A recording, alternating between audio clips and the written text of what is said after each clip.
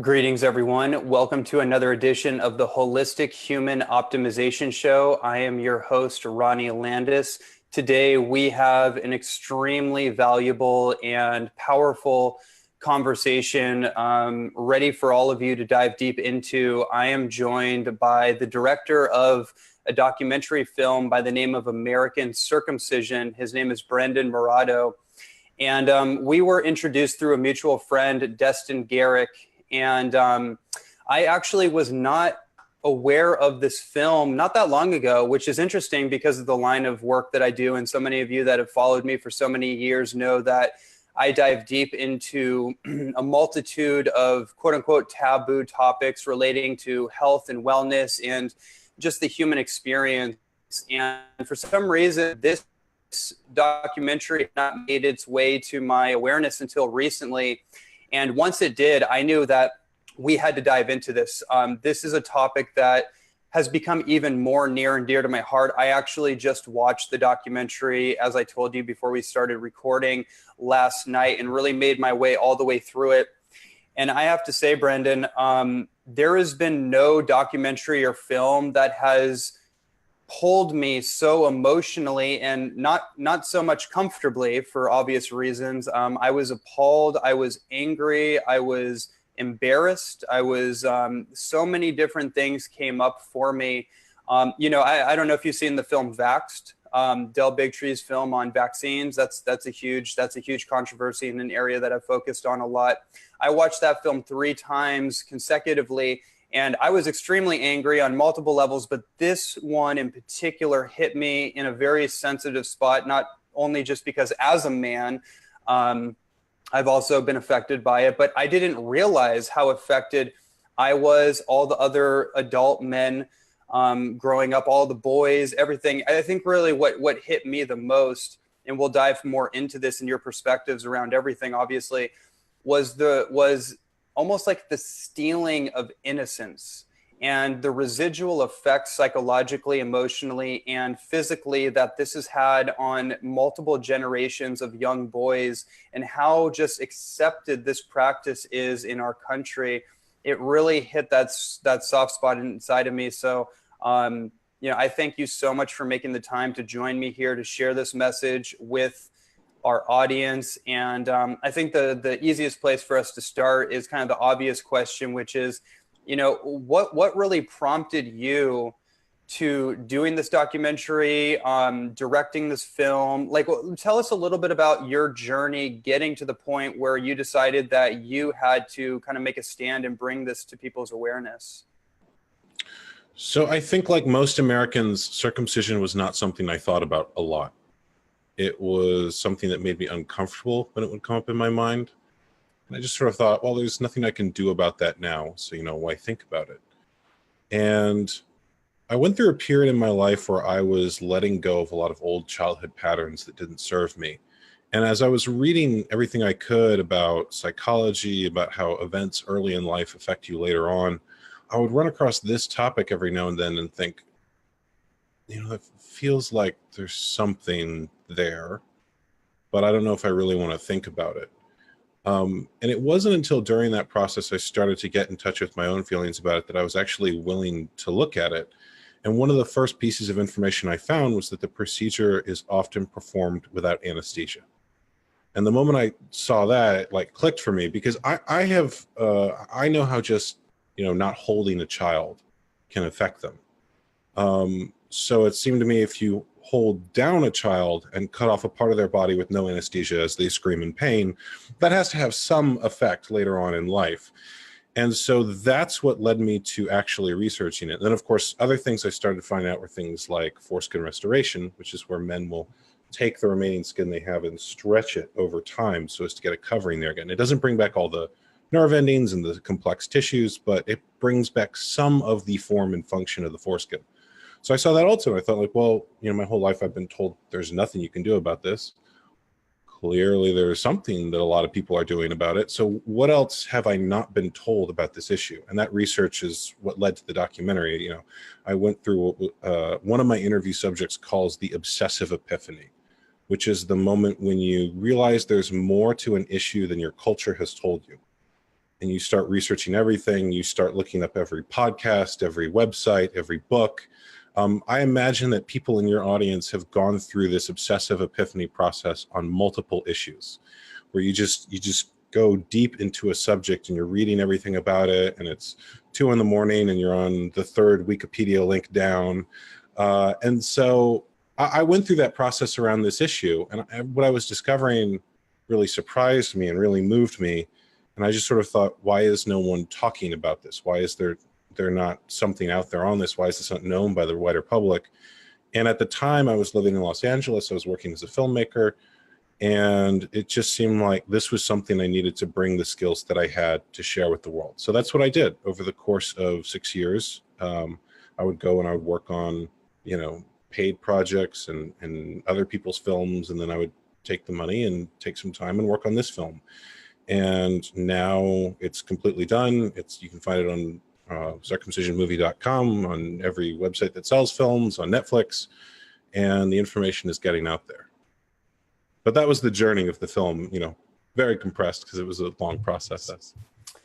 Yeah, I mean, there's so many different angles that I want to kind of unpack with you about this. I really want to help people understand, first of all, we could even do like just a quick little thing on like what exactly circumcision is. And also, I guess I really want to dive into like the implications that you have come to find. I have my own obvious implications of what this practice has done to an entire generation of boys, and maybe we'll trickle some of those bullet points as we progress in the conversation. But just for people that are listening that may never have even dove into this because it is so culturally accepted, it's almost just kind of like, oh, it's just another surgical procedure. It's for hygiene purposes is what they tell you. But one of the things that really caught my attention is that this is the #1 surgical procedure in our country, and it's never really been questioned to a great degree. So, what exactly is circumcision for people? And we'll kind of go from there.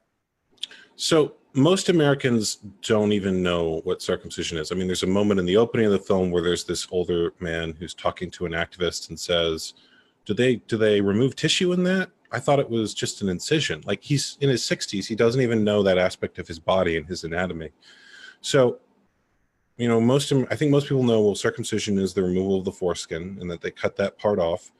And when you hear that, the mental image is like someone takes a pair of scissors and does this, right?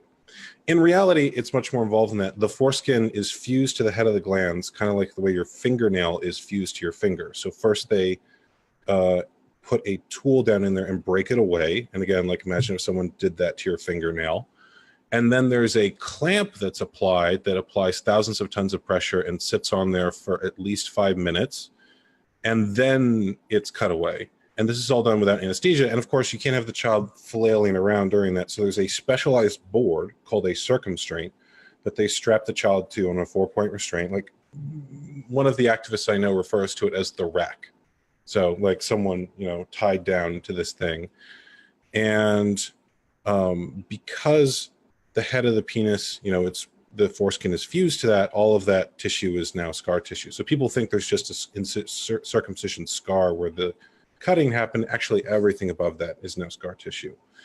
So when you frame it like that, it sounds very like, would you like your child circumcised versus would you like us to do this invasive 15-minute surgery that's going to leave scar tissue on his genitals and be extremely painful and probably be done without anesthesia or ineffective anesthesia and is going to alter his sexuality for the rest of his life. When you say it like that, I don't think a lot of parents would say yes to it.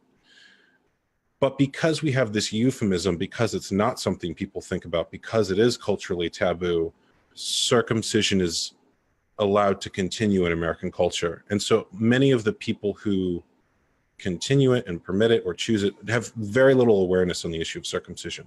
I've heard many activists say that the more you learn, the worse it gets, because that image of circumcision is very different than the little snip that is usually presented in the mainstream. Mm-hmm. Mm-hmm.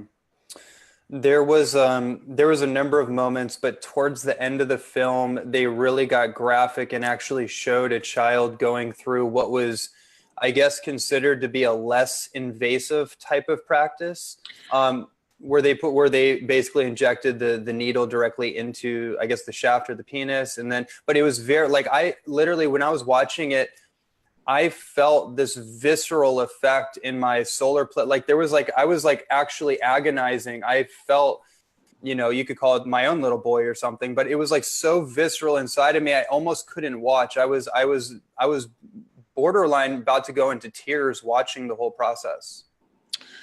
Yeah, that circumcision, it's really interesting because activists who've been involved on the issue and seen the procedure before say, why didn't you include a worse circumcision? That was actually a really light.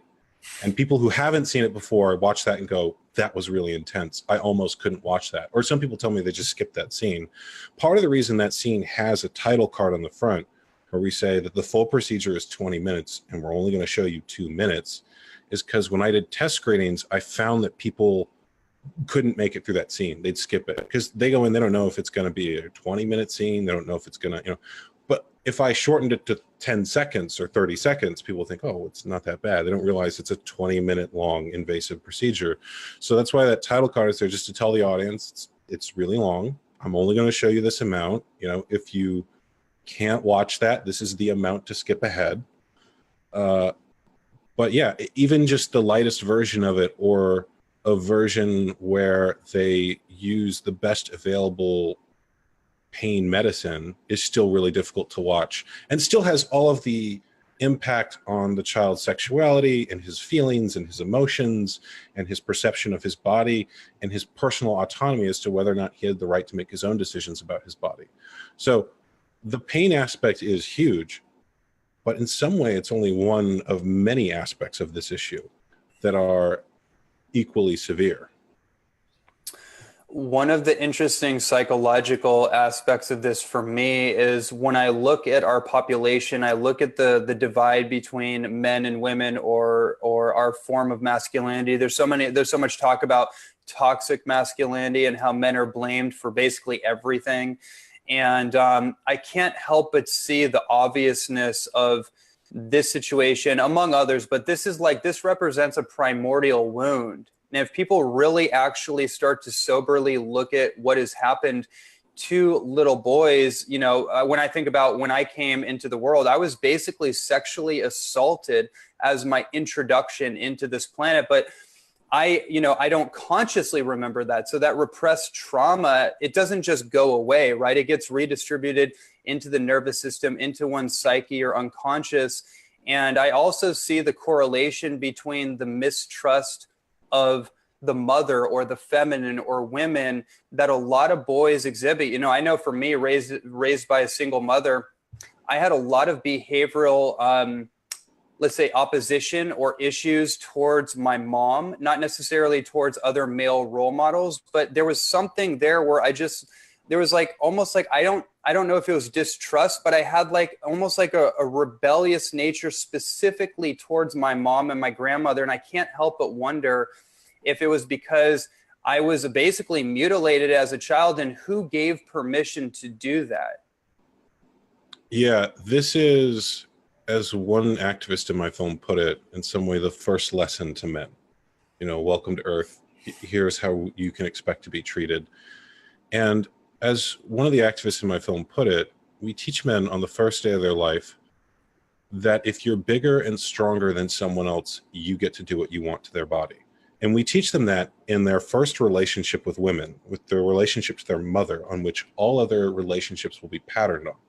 And then later, people talk about this idea of toxic masculinity or rape culture, and they don't look at why that is or where that might have come from. And there are many activists who would argue that what we call rape culture is something taught to men in the first day of their life, and taught to them by women, by their mother. So I would not be surprised if some of the feelings you had, or some of the feelings that many men have, come from early life memories that they can't remember. And there are studies like the Taddeo pain study, which we talk about in the film, that show that the pain from circumcision can cause a lasting change in behavior. So in the specific study I'm mentioning, they measured the response to vaccines from children later. So they put a needle in for the vaccine. One group of children reacts incredibly dramatically. They act like this is the worst pain they've ever felt. And so they're trying to figure out, why is it that one group is responding to the pain dramatically and the rest aren't? And what they found was that the group that responded dramatically was boys who had been circumcised. And the researchers attributed this to PTSD, post-traumatic stress. So the boys had this intense pain in circumcision. They received pain later, and that pain triggered the memory of the pain of their circumcision. So part of the challenge when you talk about things in later in life and larger cultural trends is that you can't do a one-to-one study on adult behavior with early life trauma. It's not like you could circumcise half the population and leave the other half intact and then give them exactly the same life experiences, exactly the same genetics, exactly the same environment. It's not possible. So when you talk about that later life stuff, it isn't something that we can measure yet or that we can scientifically prove, but that doesn't mean it isn't happening. It just means that our instruments are not yet able to measure it. And then the place that we can measure it, we find that early life trauma has a dramatic change in behavior later. It's astonishing to me how people will use what they believe science, or what I might call more scientism, which is completely different than science, right? It's more of a religious use of the scientific method to prove away any other ideas or theories that contradict or oppose their set. We see this with the pharmaceutical industry and pretty much every industry. And I couldn't help but notice when I listened to that one doctor in particular who was pro circumcision, it really felt very much like materialistic. It felt very much like there was a sense of like common sense that just was not there.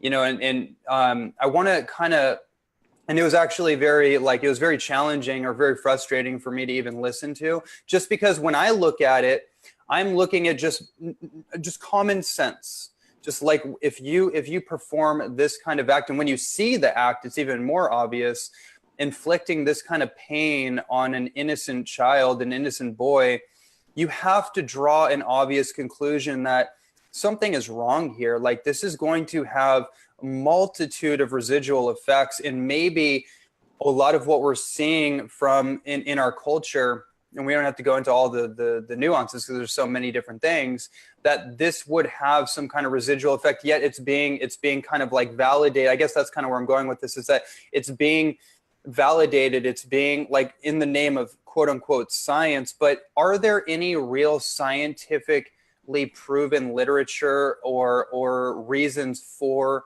doing circumcisions?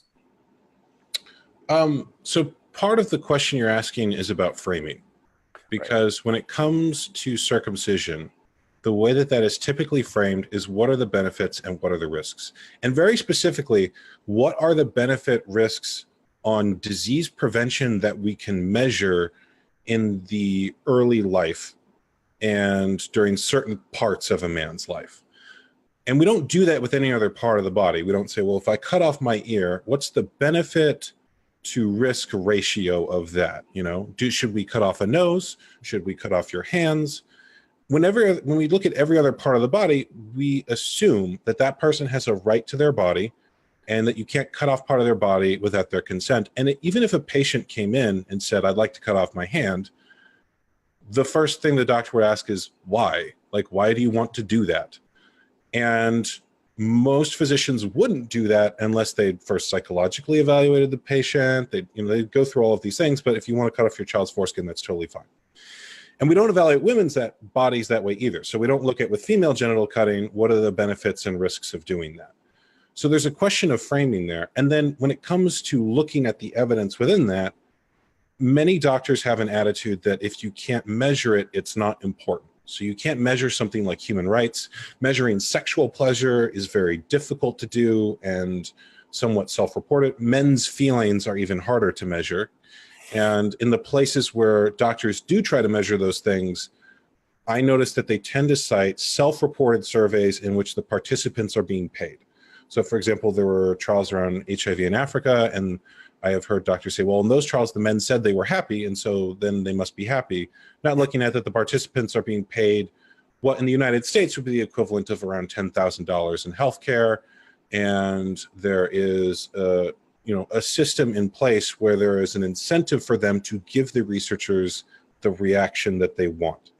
So all of that said, when you do look like, this is the difficulty, is you get a couple layers deep and it doesn't make a lot of sense. And then the headline that is printed is circumcision prevents and then some disease. So circumcision prevents STDs or prevents HIV, or it prevents urinary tract infections or the common cold or epilepsy or whatever the headline is, right? And people who are circumcised see that and they go, well, I'm circumcised. I don't want to get that. That sounds great. Moving on with my life. I'm not going to question it any further because there's no incentive for me to. And to get into each of those studies takes a long time. So on the HIV studies, for example, the first edit I had of that was about an hour long. And I found when I showed that people, most of them said, what do you mean? You can still get HIV and be circumcised? Like, that doesn't make any sense. But to actually go into the data and the methodology and really scientifically critique them, that's the amount of time that you need. And most parents aren't circumcising their children for these supposed medical benefits. They're doing it for cultural reasons. They're doing it because that's what their parents did. They think it looks better. And when you do get into those studies, there's a lot of methodological flaws and a lot of strange assumptions. So, for example, urinary tract infections can be cured with antibiotics. Girls get them at a higher rate than boys, yet we surgically alter boys for them. And at the time those studies were done, what was commonly done was something called forced retraction. So like I mentioned, the foreskin is fused to the head of the glands, and doctors thought that you needed to pull that foreskin back and clean under there. Now, if you pulled your fingernail off to clean under it, you'd probably get a lot of infections there. Yet they're telling people to do the equivalent on boys' bodies, and they say, oh, the foreskin just seems to get infected all the time. It's really dirty. We've got to get rid of it. So they're not taking care of the foreskin right, and then they're finding that the foreskin's having issues. And there's I think if you were to remove that element from the UTI studies, it wouldn't come up that way. And you could get really deep on again, like the data, the methodology of these studies. The HIV studies, for example, had more participants leave them than stay in the study. They had a lot of serious methodological flaws, some ethical questions raised about them. And at the same time, most people aren't making their decision on that. And at the same time, most people don't evaluate any other part of that body that way. So I think what a lot of activists choose to do is go to the high ground question of, do we even have the right to do this? Mm-hmm, mm-hmm, mm-hmm. If you found that female circumcision prevented STDs, and in fact, there are studies saying that circumcised women have the lowest rates of HIV in the world, do you think it's now okay to do that to little girls? Most people would say, well, no, we don't evaluate women's, that's not okay. Women have the right to their own bodies, my body, my choice. And yet when we look at men, we do it completely differently. We take the model of for your own good. I'm doing this for your own good, which is a phrase in parenting that does not have a great history. There's a number of things that I could easily respond to. One of them that just came up from what you just said is that, we hear a lot about, I don't know, in your world, in my world, there's a lot of spiritual motif around like the rise of the feminine, which I completely agree with, equal rights and all that kind of thing. But trying to almost but there's like this weird fine line where it becomes like trying to equalize or neutralize this idea of patriarchal hierarchy. And to the point where, it's almost like some men feel like they're being what's the word I'm looking for? Almost like dropped down a size. But even now, what I'm getting from what you're saying in this whole situation is that it's not even like that. It's like men are being dismissed to a certain degree, where like the men's rights, men's feelings, like this idea that men don't even have feelings. Therefore, we need to cater to, things like women's rights and women's equality, but what about men's equality? What about the right to, to choose, something as simple as this? I don't know how deep you want to go into that, but that's just kind of the thought that came up for me, just from like an emotional and psychological and self-identity perspective. Yeah, our culture has not had a conversation yet about men's feelings, rights, masculinity. We've had a very strong movement around women's rights and women's identity. And part of the challenge that I think men are facing is that the conversation around masculinity is based around the question, what do women need from men?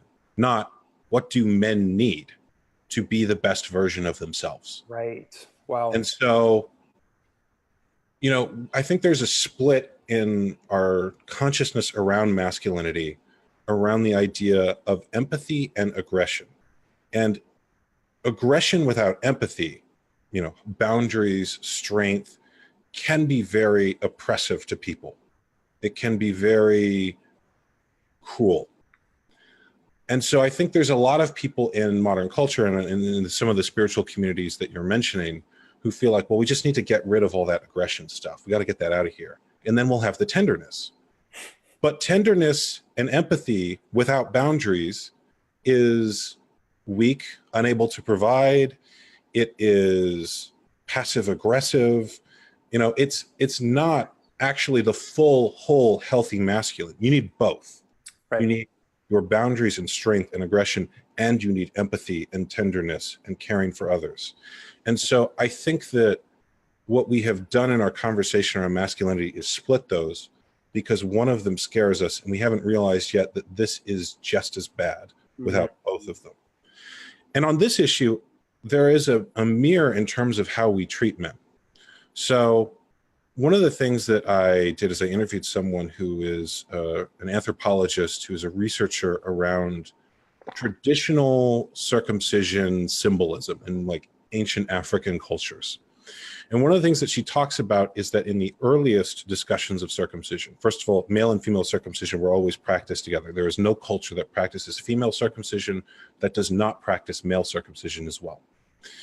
And in those cultures, the clitoris is seen as the masculine element in women. It's essentially a glans. It's penetrating. It extends from the body. And so you need to remove the masculine from women so that they become women. And in men, the foreskin is seen as the feminine element. It is wet. It is enveloping. It is receiving. And so you need to cut that off of men so they become men. Wow. And I think that part of the reason our culture abhors female circumcision, but is okay with male circumcision, is because women have had a very strong movement around the idea that they can play the masculine role. And the worst thing you could tell a woman is that she can't play the masculine role. If you tell a woman something like, get back in the kitchen, that's one of the most offensive things you can do, and you will be attacked for that. But we haven't had a movement around men playing the feminine role or accepting that part of themselves. If you tell a man, get back to work, that's a normal thing to say, right? So though that symbolism, that way that we treat men, I think extends psychologically to this issue, in which we feel like it's not okay for men to express certain feelings or have certain complaints or things that are going on with them, unless it somehow benefits women. And so there has to be a cultural conversation around the idea of having whole men, or men who have both of these elements, who have both their tenderness and their aggression, who have both their masculine and their feminine, and are full, complete, whole men. But we're not there yet. That conversation has not begun. Yeah, and it's happening in micro pockets in terms of like men's groups and Yes. men warrior, kind of this return to a warrior archetype, and like, what does it mean to be embodied in your masculinity in a healthy way?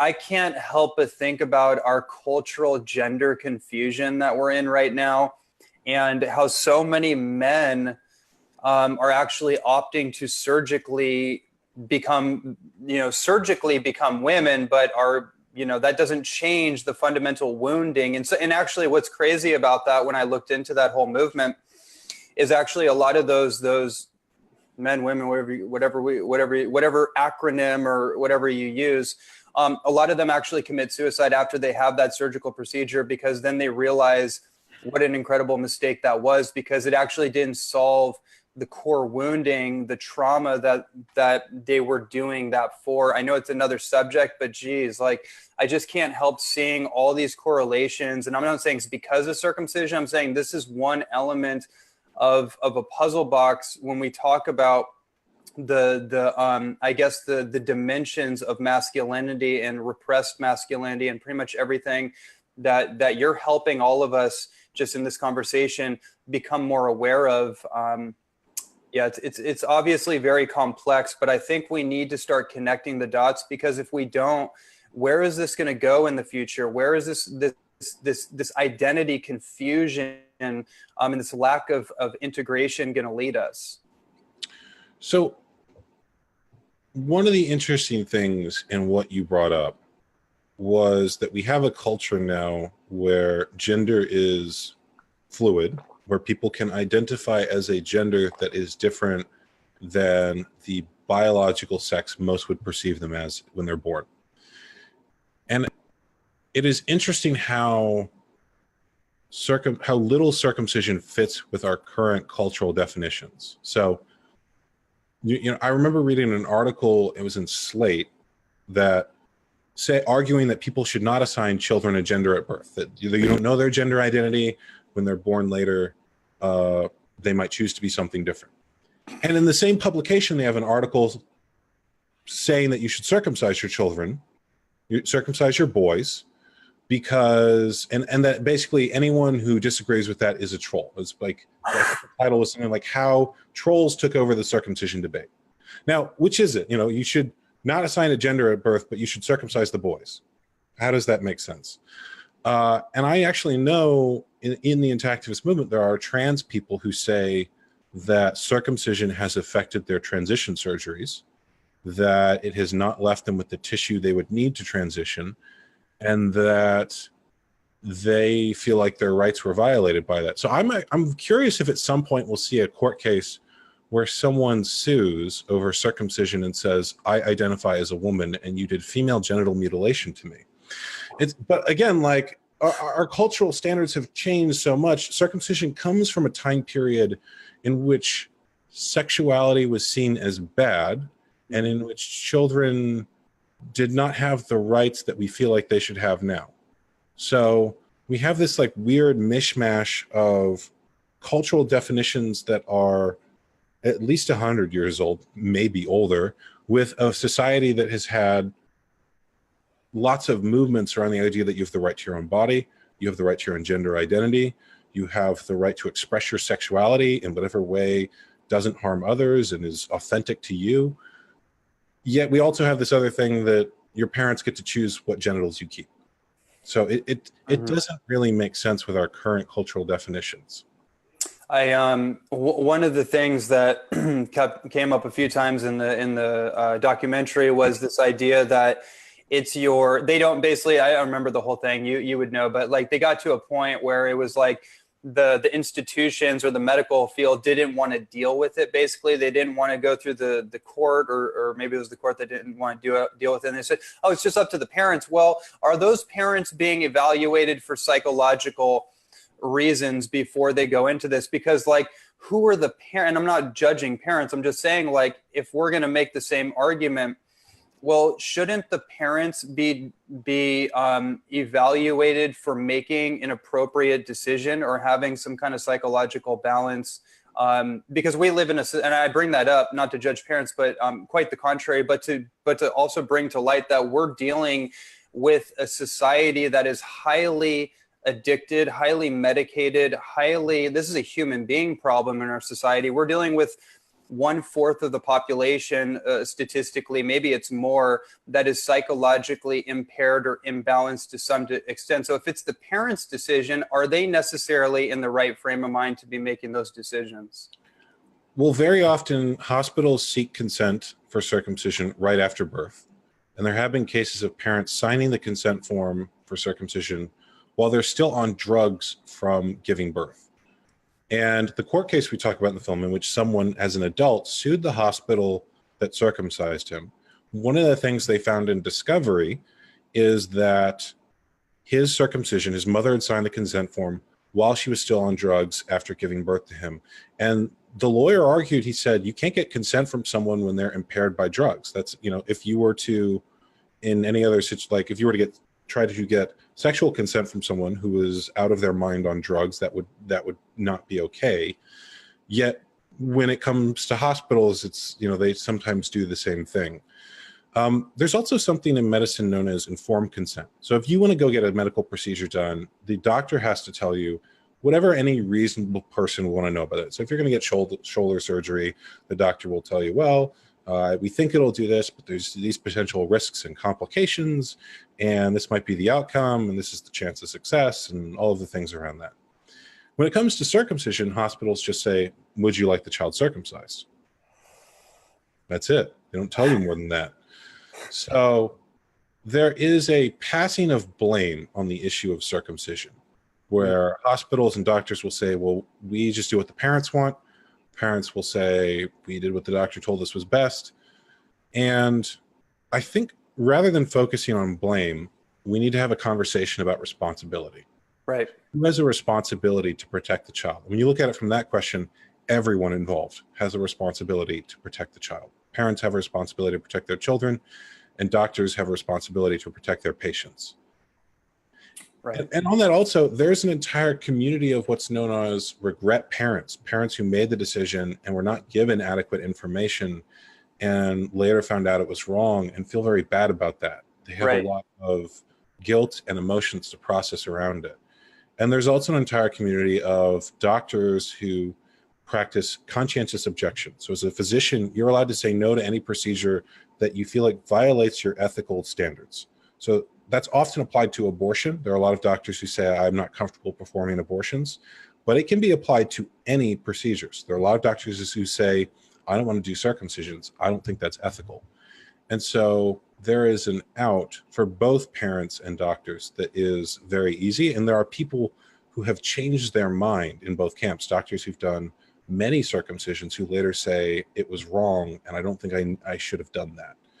And I have corresponded with a few of them. There's more than one in my film.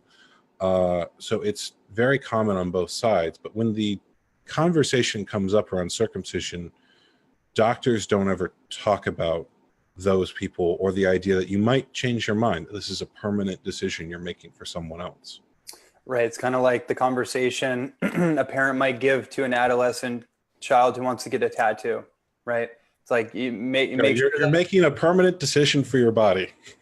Right. Yeah. But it's unbelievable. I'm astonished by the whole situation. I'm really curious. One thing you brought up, which I did want to dive into, was, speaking about feminine intuition, speaking about that empathy, that neural network of empathy, which, actually I just had a new thought, which is really interesting. And I want to get to that too, is you mentioned how mothers that find out about this often respond with a lot of regret and maybe even feeling ashamed and embarrassed.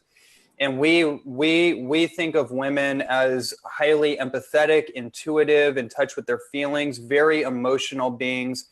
We talked about men culturally are not necessarily seen as emotional. Well, I wonder why, if they've been sexually assaulted or mutilated and their sensitivity has literally been removed from their genitals, would that not possibly affect their sensitivity or their sensibility later on in life? That just popped in my mind. I thought that might be worth just putting in the conversation. Curious what your response to that is. I would not be surprised if a lot of the data that we have around men and male sexuality is later shown to be incorrect because it is actually data around men who've experienced genital cutting. If all of our studies on women were on circumcised women, I think people would question the validity of those studies when generalized to the majority of the female population. On top of that, there are a lot of cultural standards and things applied to men to attempt to get them out of their feelings or censor their feelings. And that comes from a number of different things.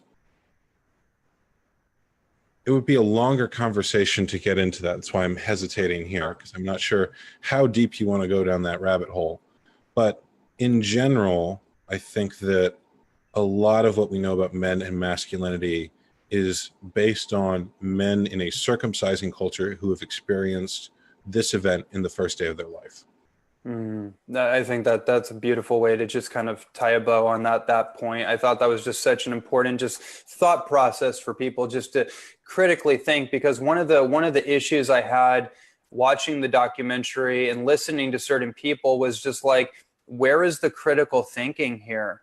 Like, are we at that place in our society we become so hyper scientifically materialistic where it's like we can't even think through a problem unless it has like double-blind placebo controlled studies, and it's like there's so much overwhelming data that then we can actually start to think about it. And I think that's one of the problems that we're really facing in our culture in general, is just the inability of critical thinking and common sense. Right. There is an attitude among some in the medical community that if you can't measure it, it doesn't exist. And what they do look at and what they do measure is a very specific finite amount of data. Just to check, I noticed you just froze on my screen. Is that because you're, okay, it was my screen. Sorry to pause there for a minute. But what I do notice is that there is a thinking in the medical community that only a certain amount of data is relevant and only what you can measure is relevant. So, men's feelings, we can't measure that. So they must not exist, or it must not be relevant or important. And the data they look at, the way that circumcision is framed in the mainstream is that it is looked at as a one-time decision that the parent makes that affects a series of data points and never comes up again. And part of the view that I take in the film and that we explore is that circumcision is more like dropping a stone in a pond. It is a thing that happens once, yes, but then it ripples out through that man's life, through his feelings, his sexuality, his body, his self-image, his relationships, even through institutions like religion and government and medicine and law. So that would be a much more comprehensive view, and one that I would argue is more evidence-based. So if you only look at this much of the evidence, can you really call it evidence-based? If you're not including the experience of those patients later in life and the long-term fallout of what you're doing, can you really call it evidence-based? Right. That is the view that our culture, or at least the medical establishment, hasn't explored yet. I think the wider culture is changing on that, and people are having a very different conversation than you see among groups that practice the procedure and make money off of it. Yeah, very, very well put. Obviously, if people haven't seen this documentary and you're really interested in this conversation and going deeper, I highly recommend you do it. And really just kind of educate yourself on this topic. The documentary is such an incredibly well provided display of everything I would say that you need to know about this. I want to ask you, how has this journey into this work, how has it affected you? And how has it affected your perspective, where maybe that's changed you from before you did this and now what you're looking at in your life? I think the biggest thing is that this documentary has been an incredible course in human psychology, because the issue itself is very simple. If I was to land on an alien planet and tell someone maybe rethink holding down children and cutting parts of their body off, that would seem like a very direct, simple statement. And yet when you have that conversation with people, it brings up all of this other stuff. It brings up their feelings about their sexuality and their body. I think on the issue of circumcision, our language is really important here. Because what most men say is, I am circumcised. They don't say, I was circumcised. Wow. And they say, I am, the same way you would say, I am white, or I am male, or I am black, or I am whatever you are. I'm gay, I'm straight. It's an identity thing. And people react when you question circumcision the same way that they might react if you were to say that something about their identity was bad.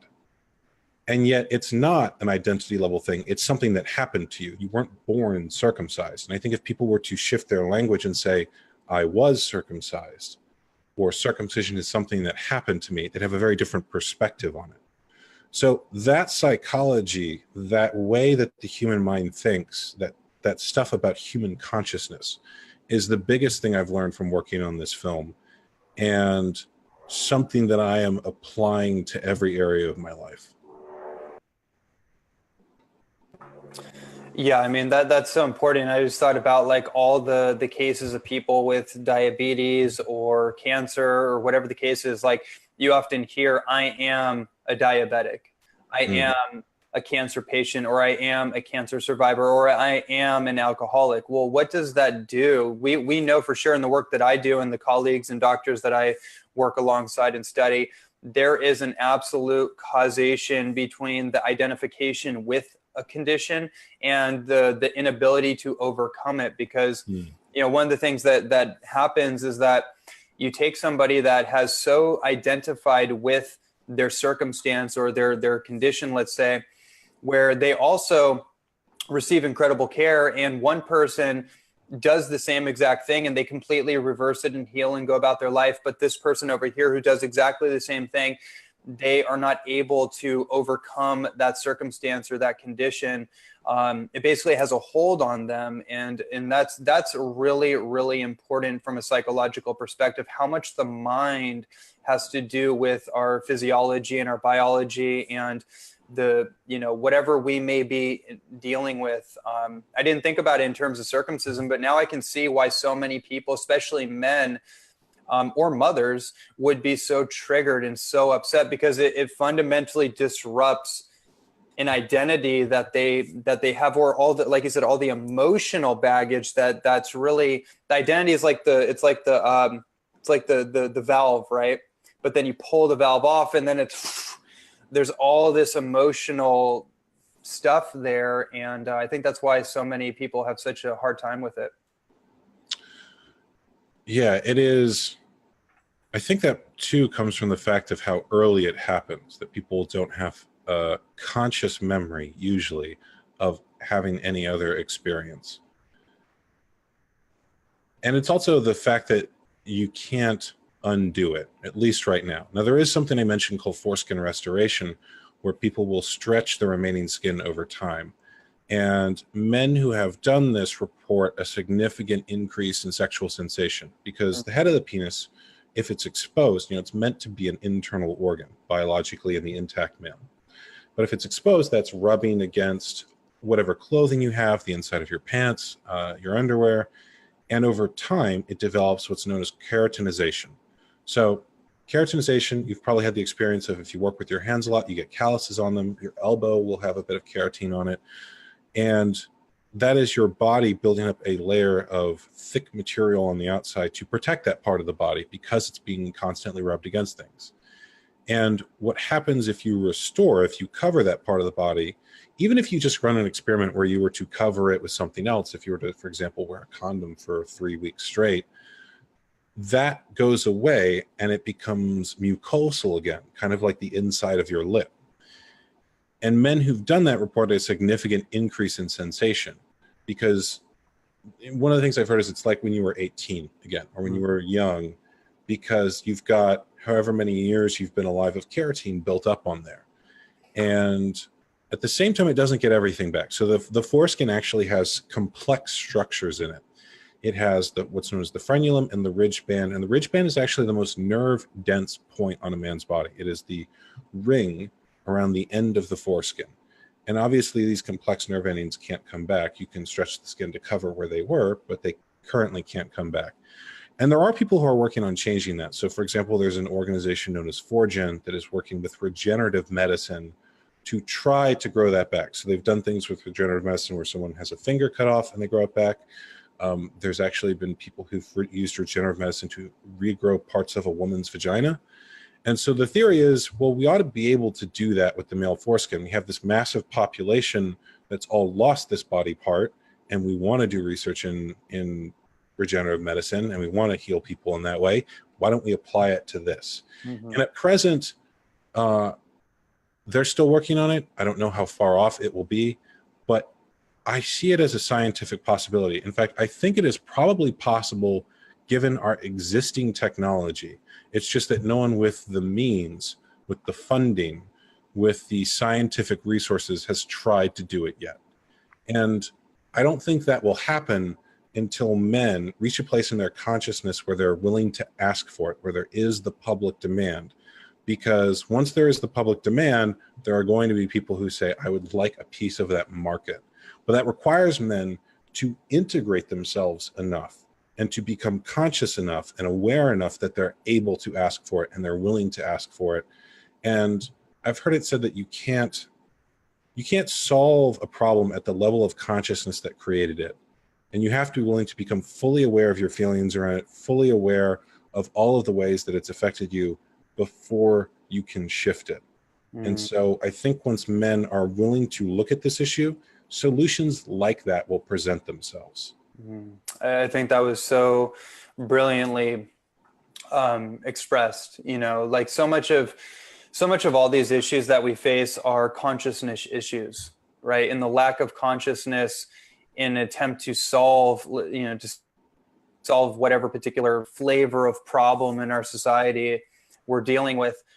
There is a fundamental attitude, consciousness, expansion that has to happen. That doesn't happen unless we're able to experience our own emotions. And we touched on this in terms of like kind of the dismissal of male-based emotions. But I think that's also a big movement that's arising in our world, is that men are exploring their emotions. Men are realizing, wow, I've been sexually repressed. I've been sexually assaulted. I've been emotionally, maybe I've been rejected or abandoned because there's so many single parent families, myself included. I never had a father. There's so many things that are kind of bubbling up to the surface for men now where, it's becoming unavoidable. So to even bring that into this conversation, I think is so important. And I guess, just with the little bit of time we have left, I want to just kind of ask you, from this documentary, from these type of conversations, what is it that you most want people to take away from this whole subject? My goal with all of the work I do is a shift in consciousness.